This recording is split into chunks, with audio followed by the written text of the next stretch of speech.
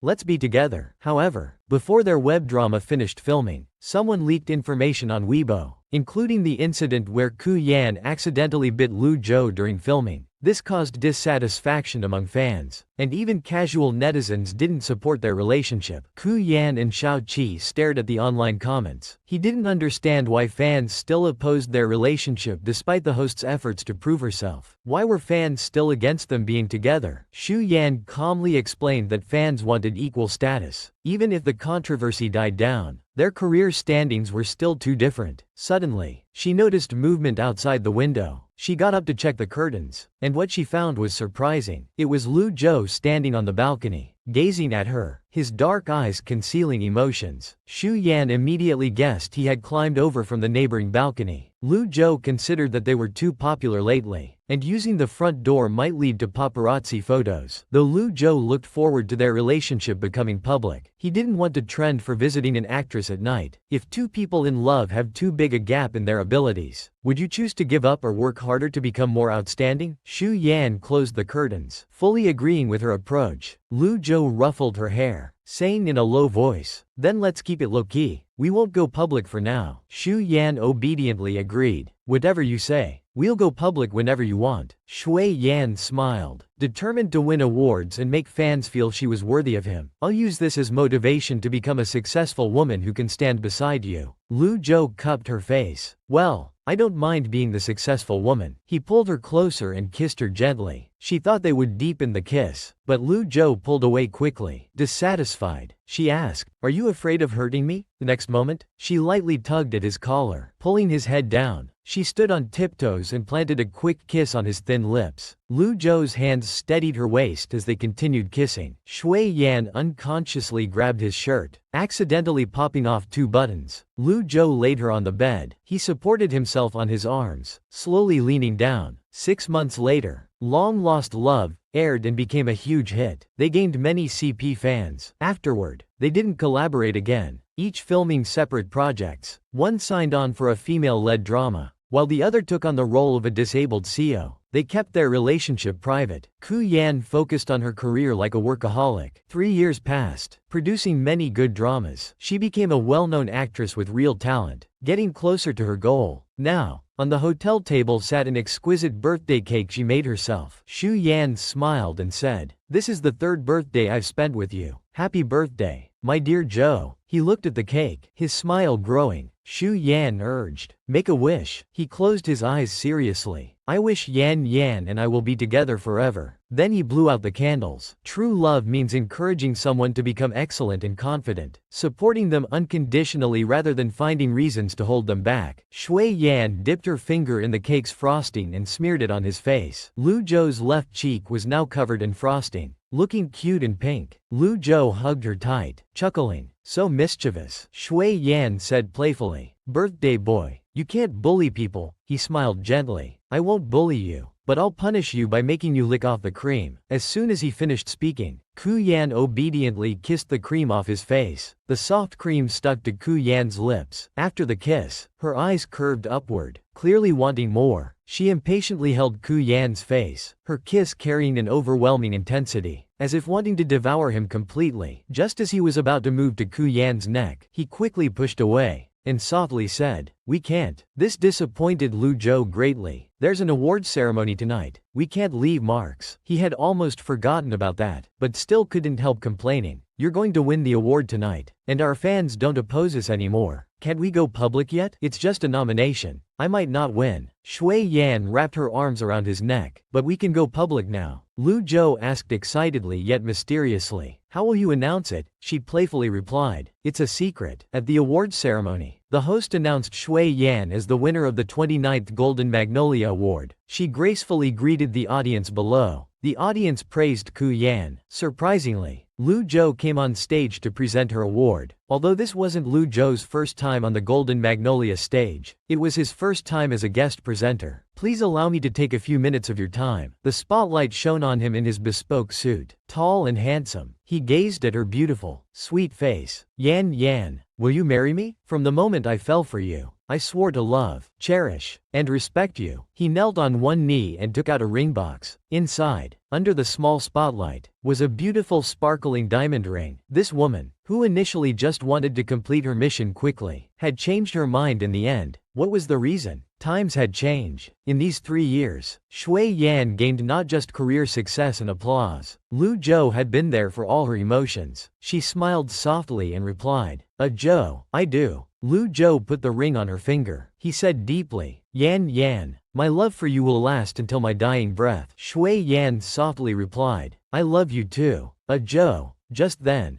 a prompt suddenly sounded in Ku Yuan's mind. Congratulations host. Mission progress 100%. Mission complete. Please choose whether to stay in this world forever. Looking into Lu Zhou's deep eyes, she silently replied in her heart, yes, I want to stay in this world forever. Not too short, not too long. When she returned to the white space, she sank into a warm, formless current like a hot spring, resting her spirit. On a starship in the 23rd century, Dr. Blue was meeting with his constructor. Your Highness's spiritual power fluctuated in the entertainment world, so it has maintained a relatively high and stable level, which should be a good sign. But if it stays this stable, Your Highness won't have a breakthrough point to wake up. We must in the next. The constructor could only accept the command. Ku Yan slowly regained consciousness. The moment she woke up, Shao Qi immediately initiated the memory erasure program. She asked Ku Yan whether to continue resting or enter the next world immediately. Without hesitation, she coldly replied, proceed with the next mission. On a beach, villagers gathered around, saying skeptically, this girl is so pretty. She doesn't look like a demon. I don't think so either. What if we burn an innocent child? She's wearing a green dress made of seaweed, with arms as tender as lotus roots. At this time, Ku Yan was trapped in a fishing net. When she regained consciousness, she tilted her little head. Had she just arrived to face such an intense, bloody scene? This young girl didn't expect that right after arriving. She would face the reality of becoming grilled fish. What would she do? Shao Qi, send me this world's information. Ku Yan secretly said in her heart. The original Ku Yan was a young mermaid who had lived in this ocean for a long time. She had a sister who left the ocean after falling in love with a human and was never heard from again. The original host came to waters near human settlements searching for her sister. She was accidentally caught in humans' fishing nets. The original host died from this capture in her previous life, while Ku Yan was quietly conversing. In just a moment, the villagers had already built a wooden frame. Although she was now a mermaid with 100 years of cultivation, the fishing net was her weakness. Shao Qi suggested she could buy items from the mall to resolve the current crisis. She was troubled. She didn't want to become grilled fish, but also didn't want to waste points buying system mall items. As a result, several villagers started dragging her along with the fishing net, preparing to tie her to the tall wooden frame. What are you doing? Suddenly, a shocked shout came from afar. Then a pair of hands appeared and pulled her out of the fishing net. A young man in coarse blue clothes held Ku Yan in his arms. You're trying to burn someone alive? Then he gently placed her on the beach, comforting her. Little sister, don't be afraid. I'm Shao Amu. Be careful. The fish demon will capture you. A fisherman pointed at them and shouted, she has a tail. She's not human. Shao Amu turned with a cold gaze. Uncle Shu, did you see her tail with your own eyes? The old fisherman called Uncle Shu shouted loudly. That's right. I saw it with my own eyes. Then did anyone else see it? The others mumbled uncertainly, as they hadn't seen it themselves. Could Uncle Shu have been mistaken? Though young, he carried a cold authority. Meanwhile, Ku Yan was frowning, thinking about how to escape this predicament. Shao Qi couldn't watch anymore. Host, you should buy items. This young man can't save you. Suddenly she grabbed Shao Amu's clothes. Brother, I can prove I'm not a fish demon. Unexpectedly, this girl who just arrived had to face becoming grilled fish. To save herself, she could only act cute and pitiful. Shui Yan said seriously, didn't he just say my tail turns into legs on land? Put me in the sea and see if I grow a tail. Shao Amu looked at her fondly, couldn't help praising Ku Yan's cleverness. Then he held her in his arms and calmly announced to everyone, they say fish demons reveal their true form with tails when they enter the sea. I'll take this little girl to the sea to test it. Then we'll know the truth. Everyone thought this made sense and nodded in agreement. Uncle Shu sneered coldly. Shao Amu, you better hold her tight. If this fish escapes, we won't let you off today. He walked step by step toward the sea. Shui Yan suddenly panicked. She had planned to escape, but if she did, this young man would be implicated because of her. Shui Yan asked Xiao Qi how long her legs could last in the sea. Hearing it was only 10 seconds. Suddenly the wound on her leg stung sharply. She hissed in pain. Xiao Amu supported her and checked her foot wounds. How did you get so many cuts? A memory suddenly flashed in Ku Yan's mind. After the fisherman caught the original host, knowing mermaid tears turned to pearls. He had made several cuts on Ku Yan, but she refused to cry, so they decided to burn her to death. She shook her little head. I don't remember what happened before, her childish voice sounding pitiful. Xiao Amu thought she might be frightened, so he spoke gently. I need to soak your legs in the sea. Bear with it, I'll be quick. At this moment, Xiao Qi in the space created a timing stone. Shui Yan seized the opportunity, acting coquettishly as the countdown ended. Brother, it hurts. Xiao Amu quickly pulled her out. It's okay, it's okay. Then he faced the villagers. Everyone has seen. She doesn't have a tail and isn't a fish demon. Since this was all a misunderstanding, I'll take her with me. People whispered among themselves, seeing her dazed state, thinking she might be a fisherman's daughter from the neighboring village who fell into the sea while fishing. Just as the young man had rescued a little sister, he was informed that his brother had been poisoned. One wave hadn't settled before another arose. Old Shu, seeing the situation reverse, became red-faced with anger. She is a fish demon. How could she not have a tail? None of you believe me. I'll prove it to you sooner or later. She is a fish demon. Finally, Xiao Amu carried her towards his home. Little sister, do you remember your name? Ku Yan smiled in his arms. I'm Ku Yan. Brother can call me Xiao Yan. He carried Ku Yan all the way back to the village. Brother Amu, is that your home? The Xiao family of 3 lived in a wooden house. Mother Xiao Jingniang, brother Xiao A Chen, and Xiao Amu. At this time, a doctor inside was sighing. Madam Xiao, you should prepare for the child's funeral. He won't last through tonight. Mother, what happened? Xiao Amu put her down and asked anxiously. Xiao Jingniang suppressed her grief. Your brother was bitten by a poisonous snake while picking fruits on the mountain. Xiao Amu gripped the doctor's hand desperately. Doctor, please save him. Whatever the cost, I'm willing to pay. The doctor knew how difficult life was for this widow and orphans, but he truly couldn't help. The night snake is the most poisonous snake in the world. There's no cure. Shu Yan quietly stepped forward, asking Xiao Qi to check Xiao Chen's condition. Brother Amu, she suddenly interrupted. Don't cry. Your brother won't die. All things in nature have their opposites. I know of some herbs that can cure night snake poison. Xiao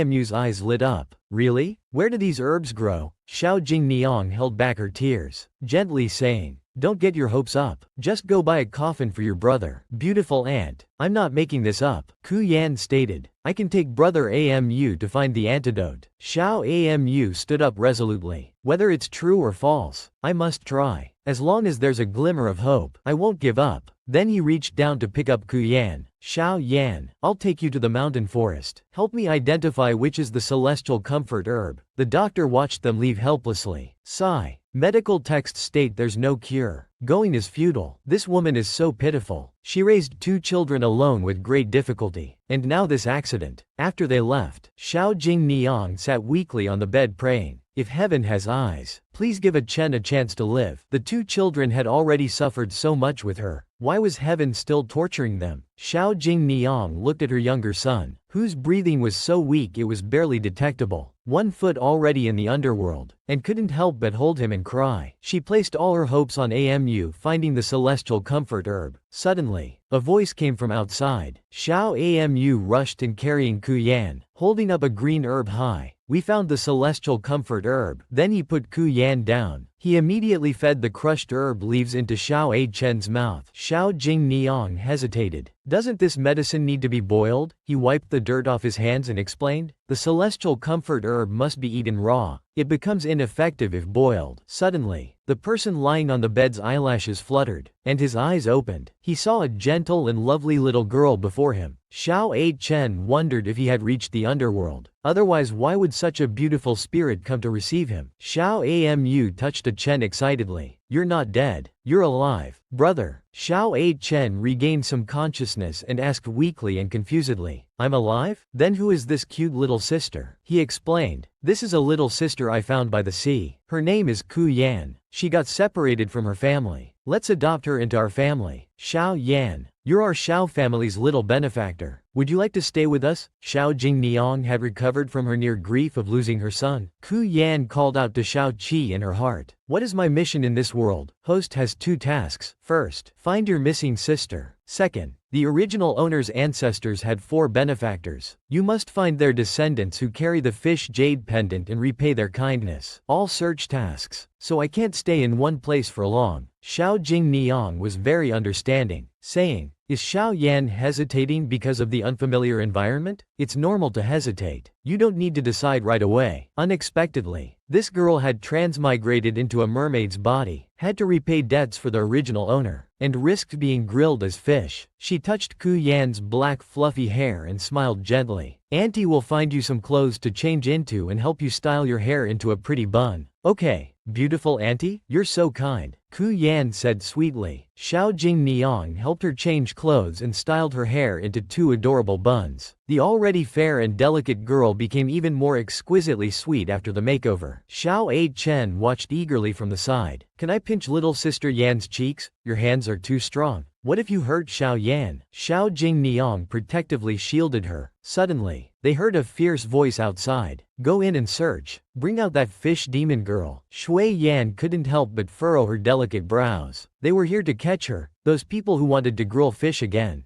Just as Xiao Amu prepared to go out and talk, Xiao Jingniang reminded him. Amu, we came to this fishing village in hiding. We can't reveal our identity. He turned and replied, I know. Xiao Amu blocked the wooden door. Officer, let's talk calmly. That little girl is just an abandoned child. Stop wasting words. I'm here on orders. Get out of the way, you brat, the officer said arrogantly. Jing Niang took her to hide behind the door, gesturing for Ku Yan to hide. We won't hand you over. Unexpectedly, the constable was violent and rough. Enough talk. I don't need you to hand her over. He drew his sword and brandished it. Move aside. Boy, get out of the way. Xiao Amu clenched his fists, trying to endure as the blade grazed his robe. A jade pendant fell to the ground. Xiao Qi quickly reminded the host. That's the benefactor's token, the fish jade pendant. Shui Yan was surprised. He was the one she needed to repay. I've checked up on your family of 3 surnamed Xiao. Your background is suspicious. If you keep interfering, I'll take you to the magistrate for questioning. Shui Yan didn't want to burden good people, especially since he was her mission target. Stop arguing. Shui Yan suddenly ran out. Her soft, sweet voice sounded harmless. I'll go with you. Just as she had escaped the risk of being grilled, she found herself in another wolf's den. How would she turn danger into safety? Shui Yan broke free from Xiao Jingniang's embrace. She pattered over on her short legs. Her bright black eyes looked at Xiao Amu, showing concern as she said, Brother Amu, are you hurt? It's just a scratch. Nothing serious. Seeing Ku Yan's innocent concern for him despite her confusion, his heart softened. He squatted down and patted her head. He whispered, Xiao Yan, don't be afraid. I'll find someone to save you. I won't let them wrongly accuse or bully you. Little did he know, Ku Yan's true identity was a 100-year-old mermaid. Brother Amu, I'm not afraid. She smiled. The bad people should be the ones who are afraid. Soon she was captured and pushed into a side room. There she saw the old man Shu from the fishing village pointing at her, saying, this is the mermaid. Her tears turn into pearls, ground into powder. They can cure all diseases. Sir, about the silver we agreed upon. Old man Shu was speaking to someone wearing black robes who looked like a noble family's personal guard. He said he had been worried about the mermaid's revenge, but fortunately found a fool willing to pay for information about the mermaid. Better that she dies in their hands through torture. If you say her tears can cure diseases, prove it to me now. The man in black raised a bag of silver. This little fish demon is stubborn. She won't cry without some persuasion. I say we use torture. Your methods are too gentle. The burly executioner sneered. The man in black gave the executioner a cold look. You talk too much. The man in black stared at Ku Yan sharply. Little girl, I advise you to cooperate. If your tears don't turn into pearls, I'll naturally let you go. Her fair face showed a sweet smile. If Big Brother could teach these 2 bad men a lesson, then I'll cry. Hey, a soft laugh came from the other room. How would you like them punished? This youth's voice was cold and distant. Shui Yan could tell from his weak energy that he was chronically ill. She hadn't expected this sickly man would believe such malicious lies just to save his own life. What would he do? The man in black asked Shui Yan. How do you want them punished? Shui Yan truly despised those two men. She said softly, he hurt brother Amu with his sword, so let him cut himself once. The executioner stepped back, frantically saying, no, no, no, not that. Since you're unwilling, let me help you. The man in black drew his sword with lightning speed. With a swoosh, he sliced the executioner's shoulder. Blood immediately splattered everywhere. He was truly ruthless with few words. Old man Shu saw this bloody scene and his legs went weak with fear. He fell to his knees, begging shamelessly, don't punish me. I know many secrets of the fish people. I can help. The noble immediately pointed at Ku Yan. Burning a mermaid produces a pearl that cures all diseases. Ku Yan muttered. What grudge is this? After hearing this, the youth inside tapped twice rhythmically. Since you know so much, you'll stay here as our guest for now. The man in black immediately went to the door and called two people. They took old man Shu away as he kept shouting in panic. No, Shui Yan shook her head, thinking, his scheme backfired. Just as she prepared to leave, a whistling sound cut through the air, and a flying dagger grazed her nose. Little girl, leaving without crying would be quite rude. If you can't cry naturally, I don't mind fattening you up and cutting off a piece of meat daily for soup. The youth spoke casually, as if discussing what to have for dinner. This person is a psychopath. What a waste of such a nice voice. Shui Yan considered whether to buy items to escape. How despicable. He's clearly forcing me to spend impulsively. Shui Yan muttered quietly. He's just being stingy, not wanting to waste points. Just as Shui Yan was secretly plotting mischief, a sudden bang was heard. It came from behind the beaded curtain in the inner room. Master, the man in black, a Shu, shouted and rushed past Shui Yan like the wind. He flew into the room. Shui Yan turned to look. The young man had suddenly fainted, probably from an acute attack. Surprisingly, this sickly beautiful man was also one of the target characters. Would he really cook the little mermaid to save his own life? Shui Yan hid behind the door, gloating. Ha, that's what you get for wanting to make fish soup. Karma strikes back. Let me see what this villain looks like. She saw a tall young man lying on the ground, his face snow white and bloodless, with a sickly kind of beauty. Her gaze slowly fell on the jade pendant at the young man's waist. Shui Yan covered her mouth in shock. Oh no. This psycho is another one of my mission targets. A Shu held a small white porcelain bottle to the young man's nose, helping him slowly regain consciousness. He had a stunningly beautiful face. His features were extremely handsome, with alluring phoenix eyes that seemed both passionate and indifferent. A Shu spoke worriedly. Master, the royal physician's medicine is becoming less effective. Your attacks are coming more frequently. Ku Yan heard every word of their conversation. Could he be a dying prince from the palace? She silently commanded Little Seven to investigate this psycho's identity. His name is Yan Xuanyu, the fourth prince. His mother was poisoned before giving birth. He survived but was ravaged by poison. He only has 3 months left to live. Master, why don't we try with that little girl? A Shu's voice was very low. If we can really burn out an elixir, you could live a long life. Shui Yan tried to sneak away, but when she looked back, their eyes met. Does he want to roast me? Shui Yan trembled at her own guess. She suddenly turned to run but was caught by Yan Xuanyu. Oh no. Are they really going to roast me? His lips curved slightly. Where do you think you're going? I haven't confirmed your identity yet. Yan Xuanyu suddenly lowered his head and bit Ku Yan's wrist. She cried out in pain. What kind of logic is this? Not even testing first. Just eating me raw? Does it hurt? His dark phoenix eyes watched her. Now cry for me. Let me see if their tears are pearls. He's really psychotic. Shui Yan wasn't really in pain, just disgusted by someone else's saliva. This man knew she was a mermaid but didn't expose her, instead forcing her to admit it herself. Shui Yan angrily pounced on him without a word. She bit his ear directly. He hadn't reacted until the pain hit, making him cry out. A Shu anxiously tried to pull Ku Yan away, but was stopped. Don't come over. Shui Yan was quite proud. You bite me, I bite you back. He touched his bitten ear, his handsome pale face showing a smile. What a fierce little girl. returning every slight. Then he gently patted Ku Yan's head. Hungry after all this? Let me treat you to a meal. A shoe. Arrange some good food for the little miss. Moments later, the table was full of dishes. The aroma made her mouth water. Little Seven advised helplessly. Mermaids can't eat meat. Their bodies can't digest it. They can only eat vegetables and small fish and shrimp. Yan Xuanyu didn't miss her reaction and said meaningfully, I heard mermaids can only eat fish and shrimp, so it's true. Shui Yan turned to him angrily. You tricked me. Yan Xuanyu seemed to see through her confusion and said calmly, don't worry, I won't throw you into a fire to roast. I think keeping you by my side would be quite interesting. Ku Yan was even more speechless. Child bride? No. Child fish? He really is a psycho. She jumped down from the chair and thought, this favor, whoever wants to repay it can. She planned to use points to buy an item to leave this place. Suddenly, there was a commotion outside. Where have you hidden that girl? You claim to be conducting official business, so why bring her to a private residence? Shuiyan opened the door and peeked out, hearing someone say, this general has come personally. You dare to stall in Sanfuyan? Do I need to bring troops to search before you'll release her? Xiao Mo wore a black veil covering his face, probably not wanting to be seen by officials. Suddenly seeing a familiar figure, he lifted his veil and exclaimed joyfully, Little Yan. Ku Yan immediately ran into his arms. Brother Amo, why are you here? The young girl was about to faint. She never expected her two mission targets would be mortal enemies. What should she do now? Xiao Mo said gravely, Little Yan, are you alright? I'll take you away now. Just then, a cold young voice came from inside. You won't be taking her anywhere. Suddenly, countless men in black emerged from the shadows, surrounding them. Xiao Mo stepped back. General Kui protected both him and Yan behind his back. Seeing the pale yet extremely handsome face, he cautiously stepped back 2 paces, having pursued them here personally. Yan Xuanyu curved his thin lips, saying leisurely, I heard there were merfolk here, but I didn't expect such an additional surprise. He said slowly, Little girl, hearing you call him, Brother Amo, so sweetly, I want to kill him. Will you stop me? Shui Yan looked at Little Seven with confused eyes. Do they have a grudge? Little Seven immediately showed her Xiao Mo's identity information. Xiao Mo's real name is Jian Xuanbo. His mother, Xiao Jingshang, was once a favored imperial concubine. Then came another piece of recent news. Rumors say he poisoned Yan Xuanyu's mother. Ku Yan was stunned. Her 2 mission targets were mortal enemies. Repaying one's kindness meant earning the hatred of the other. Is it worth it? Shui Yan quickly jumped down from her, lifting her delicate white face. She urged, Of course I must stop you. Killing is wrong. I can't watch you become a murderer. Shui Yan tried to distance herself while keeping both targets in check. He drawled playfully, Are you doing this for my sake, or for your dear brother Amo? That's right. Shu Yan nodded firmly, completely certain. She quietly raised her head and whispered, Brother Amo, think of your mother and brother Achane. Amo's hand stiffened, his heart twitching. Yes, he still had his mother and brother. He had to care for his entire clan and their blood feud. He couldn't act recklessly. Ku Yan decided to play the good person, deliberately saying loudly and angrily, I like that young master now. I want to be with him. Xiao Mo crouched down to Ku Yan's eye level. He's unpredictable and cruel by nature. Don't provoke him. Wait for me. I will definitely come back for you. This man changes faces too quickly. 1 second he's smiling, the next he's turning hostile. Yan Xuanyu raised his eyebrows at him, saying with a half smile, Little beauty, aren't you coming over? Shui Yan slapped his hand away, appearing impatient. You're so annoying. Just leave quickly. She then pattered over to Yan Xuanyu, while silently praying for Xiao Mo to leave quickly. She familiarly clung to Yan Xuanyu's hand, asking in a soft, complaining voice, What about the meal you promised? I'm hungry. He narrowed his eyes and thought, letting him go might be good. He could follow the trail to find Xiao Jingshang and catch them all at once. He smiled gently at Ku Yan and said, All right, let's go eat now. As his head was being patted, he suddenly broke into a cold sweat, feeling like some scheme was about to unfold. Outside, the opposing soldiers and black-clad guards dispersed, well-trained and silent. Xiao Mo frowned deeply. Since the direct approach wouldn't work, he'd try stealth. He would definitely rescue Little Yan. Shui Yan indeed got what she wanted, a table full of delicious dishes. She ate with her cheeks puffed out, her eyes curved adorably, showing no fear of poison. Yan Xuanyu disapprovingly took a clean handkerchief and wiped the pastry crumbs from her mouth. By the way, I'm called Yan Xuanyu. You can call me Brother Yu. He didn't hide his name. revealing it directly. Brother Yu, Shui Yan called out cheerfully. He curved his lips in great satisfaction, his heart clearly pleased. After eating her fill, Shui Yan was in a better mood. Brother Yu, I know how to cure your poison, but you must promise me one condition. For 3 years, you won't kill anyone, nor order your subordinates to kill. He smiled faintly and shook his head, but his beautiful black peach blossom eyes held a hidden chill. Clever little girl, aren't you just trying to get a 3-year immunity token for the Xiao family? Have I not told you? I hate all purposeful flattery. His tone was cold and detached. From now on, you'll eat and live with me, not allowed to leave my side for even 10 feet. What are you trying to do? Shui Yan's eyes widened as she clutched her clothes defensively. I'm still a child. The young girl had thought the mission would be difficult, but with one street encounter, it became too simple, except for the risk of becoming grilled fish. Yan Xuanyu's lips curved upward. Merfolk have a mystical energy. Long-term close exposure is beneficial for dispelling evil qi and poison. He then took Ku Yan's hand and walked toward the room. She couldn't help but ask, how do you know so much? It doesn't seem like old Shu told you this. Yan Xuanyu didn't hide it. My uncle married a mermaid girl. Everything I know about your merfolk tribe came from her. Why don't you call her aunt? She keenly noticed something odd. Isn't she married to your uncle? Yan Xuanyu was silent for a moment before saying, it's a long story. That mermaid girl later broke ties with my uncle. Her heart skipped a beat. Could it be such a coincidence? Is that mermaid girl called Ku Wanwan? You know her? Ku Yan thought to herself. More than just knowing, she was one of her mission targets and her own sister. Then do you know where Ku Wanwan is now? From Ku Yan's expression, he guessed their relationship must be special. Is she your relative? Shui Yan pressed her pink lips together, not answering. Seeing her reaction, Yan Xuanyu understood and said, come with me. I'll take you to the capital to find her. Shui Yan retorted, I don't need your guidance. I can get to the capital by myself. Then I can't guarantee that when you reach the capital, you'll find Ku Wanwan safe and sound. Yan Xuanyu said in an especially gentle tone. After all, you walking on land can't be faster than my urgent messenger riding 800 li back to the capital. You're threatening me. Shui Yan jumped down from her chair. She raised 2 fingers, forming a spiritual seal. Since you know so much about the merfolk, you should know how dangerous your situation is right now. Yan Xuanyu sat unmoved, completely calm. Go ahead, strike. Shui Yan became confused. Aren't you afraid? He smiled faintly. Since birth, I've been constantly hovering between life and death. I might not have learned much else, but I'm particularly familiar with danger. These two were too ruthless, willing to harm themselves to hurt their enemy. Who would ultimately have the upper hand? Shui Yan tilted her little head in thought, then pointed at him. You're right, I don't want to kill you. Then a small ball of light, like a firefly,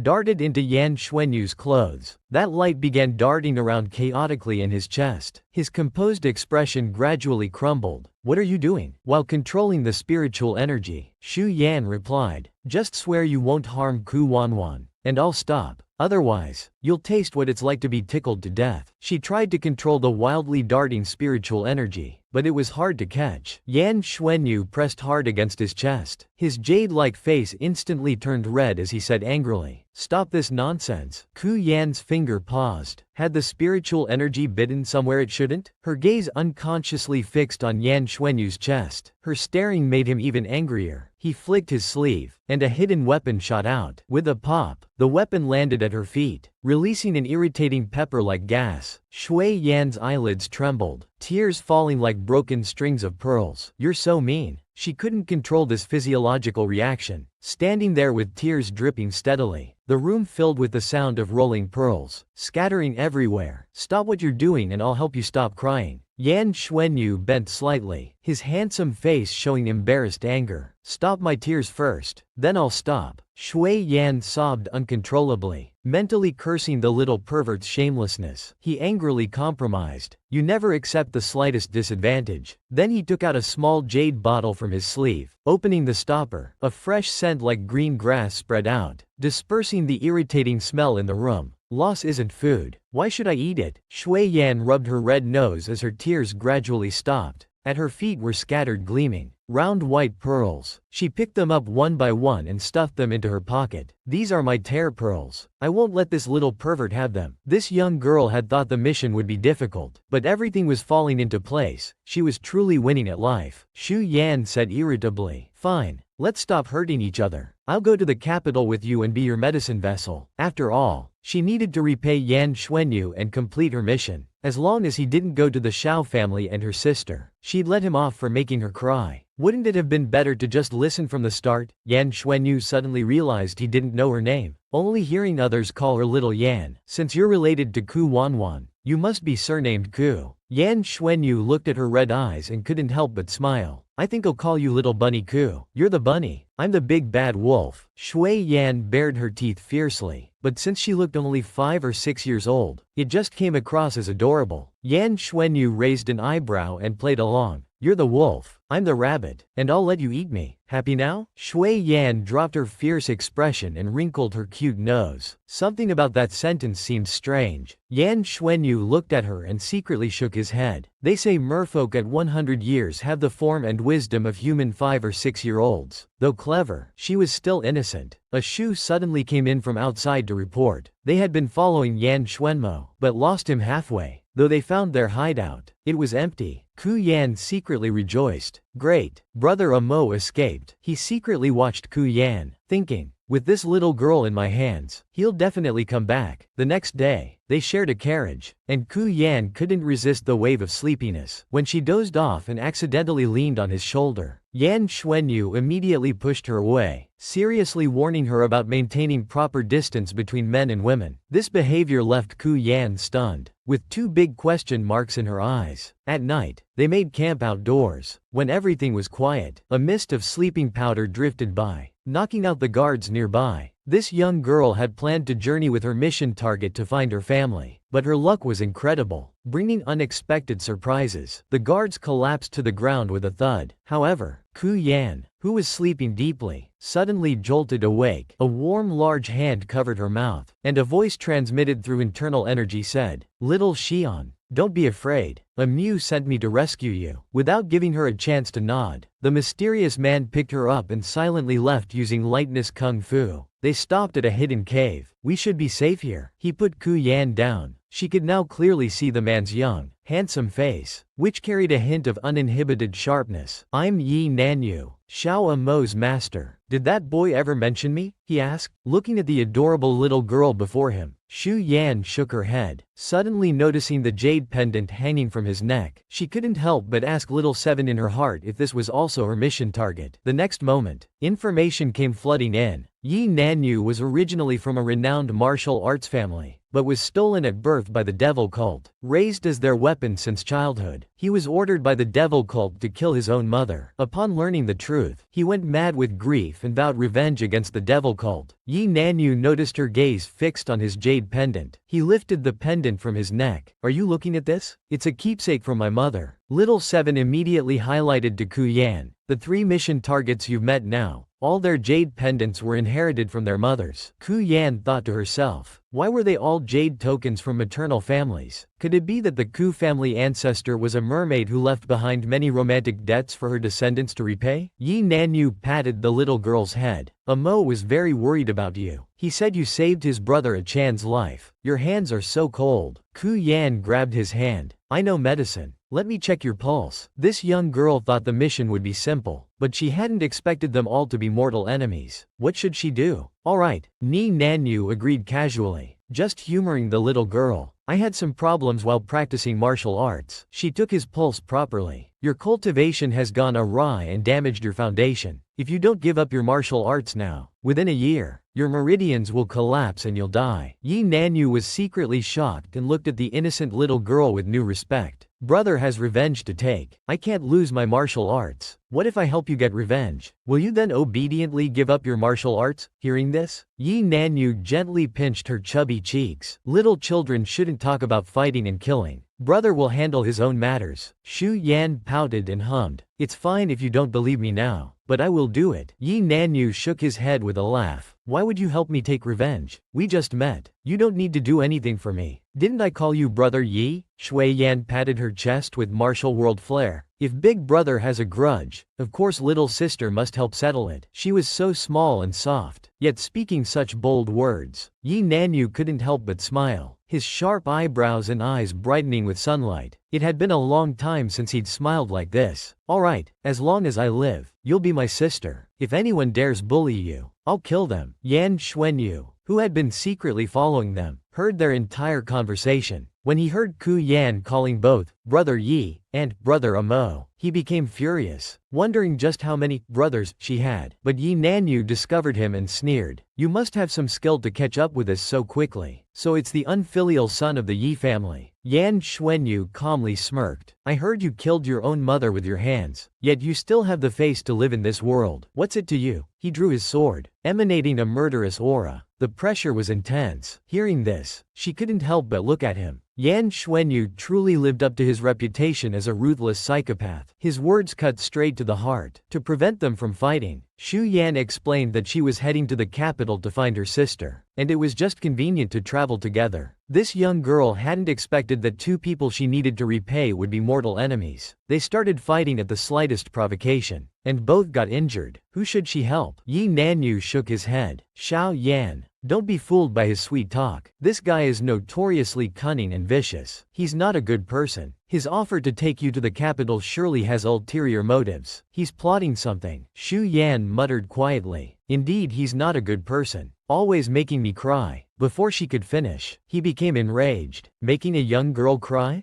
Damn, you really are a psychopath." Yi Nanyu's killing intent surged as he leapt forward with his sword. "I'll kill you, you psychopath. That's not what I meant. Let me explain." She tried to stop him, but it was too late. Fortunately, Yan Xuanyu was also skilled and dodged the sudden attack. A group of black-clothed men appeared behind him, surrounding the cave entrance. "Though you're a martial arts genius, I'm not just some useless medicine pot." Yi Nanyu coldly smiled. "Come all at once then. The outcome isn't certain yet." In an instant, the clash of weapons filled the air, creating a chaotic scene full of killing intent. Xu Yan watched the weapons clash outside, worried that if any of the four descendants died, her mission would fail. Just as she thought this, an accident occurred. Yan Xuan collapsed from poison. She panicked immediately. How could this happen? Just from thinking about it, Shui Yan had to rush to save him. But that wasn't all. Something happened to Yi Nanyu too. He suddenly coughed up blood.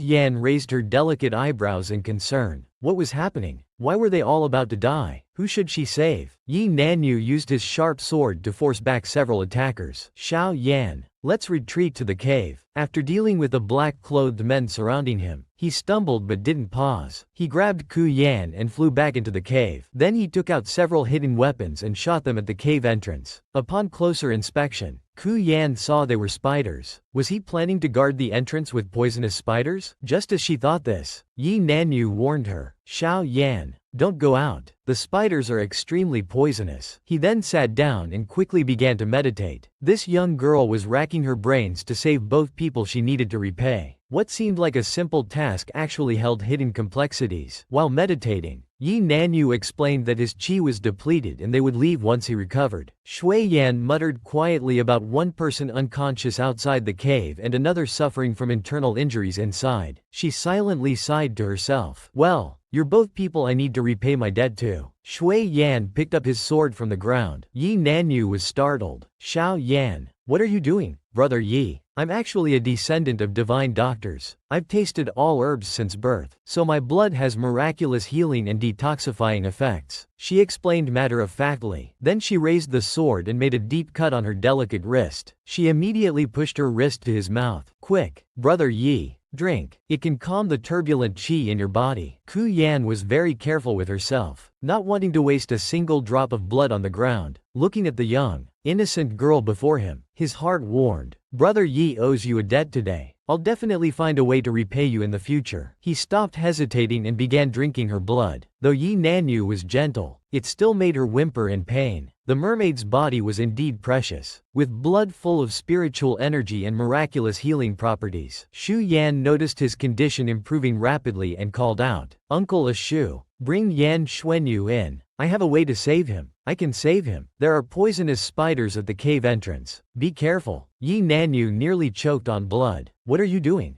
Don't you know you're letting a wolf into the house?" After he finally caught his breath, he advised earnestly. "You just gave blood to save me, and now you want to save him too. This will harm your body. It's fine. I recover quickly. Besides, I'll make a different cut. I won't let you share saliva, Shui Yan said proudly. He rubbed his forehead helplessly. That wasn't the issue at all. Understanding his concerns, Shui Yan softly comforted him. Brother Yi, if I can give blood to save you, I can naturally save him too. Shui Yan's gaze was very determined. In my heart, you're both my brothers. As the saying goes, once you become a prince, the progress bar of the mission will be easy to complete. Though we're not related by blood, in my heart, you're all my brothers, Shui Yan said righteously. She thought to herself that after this mission, she'd probably have 4 brothers. This surprised Yan Xuanyu. Hadn't she been unwilling to travel with him? Shui Yan extended her hand. Yes, yes, drink quickly. Don't waste my sacrifice. After all, she didn't want to cut herself again. Yan Xuanyu knew that no one would sacrifice for another without reason. He wondered what this little fool was thinking, calling everyone her brother. Shui Yan stared into the distance, muttering, my scorpion can only temporarily suppress the poison. We still need to find a way to cure it. Hearing this, a Shu rarely spoke up. Master's congenital poison is very rare. Perhaps only one person in the world can cure it. Who is it? Shui Yan blinked her bright eyes. If Uncle Ashu can tell me the name, I'll find a way to locate this person. This divine doctor is called Chu Tianyin. He's eccentric and hard to track. Master has been searching for years without success. Shui Yan thought to herself. As long as the person is recorded in the system's data, they can be found. Just then, she heard the system prompt, congratulations host. Gratitude mission progress updating. The other 3 had reached 20% completion, but Ku Yan was confused about how Xiao A Mo's progress increased when he wasn't present. Little 7 quickly explained, this is accumulated progress from when you saved his brother. This delighted Ku Yan. Little 7, quickly help me find Lady Chu Qianyun's whereabouts. I want to save Yan Xuanyu again. At this moment, Yan Xuanyu felt warmth returning to his limbs. As the feeling of impending death gradually disappeared, he released her hand. Then Ku Yan ran to Yi Nanyu's side and said angrily, Brother Yi, I've decided to help Brother Yu find a divine doctor. I won't travel with you anymore. Since you voluntarily choose to go with him, I won't stop you. The young girl had tried to use her appearance to seem innocent, but was mercilessly exposed. Since you voluntarily choose to go with him, I won't stop you. Then Yi Nanyu took out a pouch and continued, but remember, if you're bullied or unhappy, blow this whistle. I'll come to you immediately. Inside was an exquisite jade whistle. Shu Yan broke into a bright smile. Thank you, Brother Yi. Yan. Let's. Yan Xuanyu stepped forward and quietly took her small hand. By this time, Little 7 had already located Chu Qianyun's position. After leaving the cave, he said to Yan Xuanyu, I know where Chu Qianyun is. Follow me. Yan Xuanyu was more than 70% convinced by his words. After all, Shui Yan wasn't an ordinary child, perhaps possessing some mysterious perceptive abilities. After several days of walking, they arrived at a seaside. The divine doctor Chu Qianyun, you're looking for lives in that small coastal village. As it was getting late, they decided to stay overnight and wait for Ashu to find the exact location before paying a visit. Uncle Ashu, can you help me check if there's anything good to eat in the village? She pitifully tugged at Ashu's clothes. Throughout their journey, watching them hunt and eat roasted meat, Shu Yan could only eat dry rations. Being a mermaid was good in many ways, except for not being able to eat meat. Poor thing. No problem. I'll arrange for someone to buy seafood and pastries you like. Along the way, Ashu found Ku Yan increasingly adorable and understanding, treating her better and better, so much better that even Yan Xuanyu noticed, and urged Ashu to go about his business. Ashu left to carry out his master's orders. Yan Xuanyu pinched her cheeks and teased, as far as I know, Ku Wanwan is 300 years old. Are you 100 or 200 years old? Little ancestor? She puffed up her cheeks angrily. Since you know I'm your ancestor, why are you pinching my face? This is disrespect to your ancestor. Yan Xuanyu bent down close to her ear, lowering his voice. I just like bullying my little ancestor. Shu Yan was shocked. He really was a pervert. At night, they stayed in the coastal village, and she still shared a room with Yan Xuanyu in case his poison flared up again. When you see a beautiful mermaid completely bare before you, Would you feel shy? Sleeping soundly, Yan Xuanyu suddenly heard the little girl constantly calling out, thirsty. He immediately sat up and asked, what's wrong? At this moment, Ku Yan felt dizzy and her thirst grew stronger. Scales gradually appeared on her face. Not understanding what was wrong with Ku Yan, he could only anxiously call out to her. Fortunately, Ku Yan woke up and was about to ask what happened, but Yan Xuanyu picked her up, wrapped her in an outer garment, and quickly left the house. Shui Yan's condition was likely due to being away from the sea too long. He had heard from his uncle that merpeople could face problems if away from the ocean for too long. After Yan Xuanyu's mad dash, they finally reached the seaside. Without thinking further, he carried Ku Yan into the seawater. Though the cold water made her shiver, he didn't release the little girl from his embrace. Yan, how do you feel? Touching the seawater, Ku Yan sighed contentedly. So comfortable, not feeling cold at all, but rather incredibly refreshed. She broke free from Yan Xuanyu's embrace and dove into the water. In the azure sea, she was like a fairy under moonlight. Her legs transformed into a tail, gleaming with beautiful silver light, scales reaching her waist. Shu Yan swam freely in the sea. Shu Xian's form was indistinct beneath the nighttime waters. When she emerged from the water, her upper garments had burst open, leaving her bare. At this moment, Ku Yan appeared more mature than in human form. A thought flashed through Yan Xuanyu's mind as he mumbled, she seems to have grown up. Only then did she notice she wasn't wearing anything. Hurriedly covering herself, she fled in panic under Yan Xuanyu's burning gaze. Streaking was too embarrassing. She needed to find some seaweed to cover herself quickly. She swam to the depths of the sea and gathered some seaweed to wrap around herself. Then she discovered she could breathe in the deep ocean, which Ku Yan found quite fascinating. Suddenly, small and large fish glowing with light swam past her. They came close to touch her. Little Yan, you're back. Suddenly, a young man's voice drifted over from not far away. This girl had intended to complete the original owner's mission, but unexpectedly, she was recognized immediately by the original owner's childhood friend. She wasn't her. Ku Yan felt the name was familiar, as if she'd heard it in the original owner's memories. Long time no see. Little Yan, where have you been all this time? A refined and handsome youth in white clothes approached. Little Seven immediately reminded Ku Yan, his name is Long Shuo, a dragon who has lived for over 10,000 years. The original owner had accidentally swum here before and became friends with him. He had eyes as deep as the ocean, and as his gaze fell gently on Ku Yan's face, his brows gradually furrowed. You're not her. The dragon's tone was unusual, definitely containing traces of coldness. Who are you really? Daring to take over her body? Ku Yan was shocked. This dragon knew she wasn't the original soul. Hand over little Yan's soul, and I'll spare your life. The surrounding seawater seemed to obey his command, binding Ku Yan's hands. She didn't plan to lie or persist. The little Yan you knew is already dead. She died when she was captured by fishermen on their boat. In that case, you can die too, Long Shuo said casually. Waving his hand, the waves split and formed,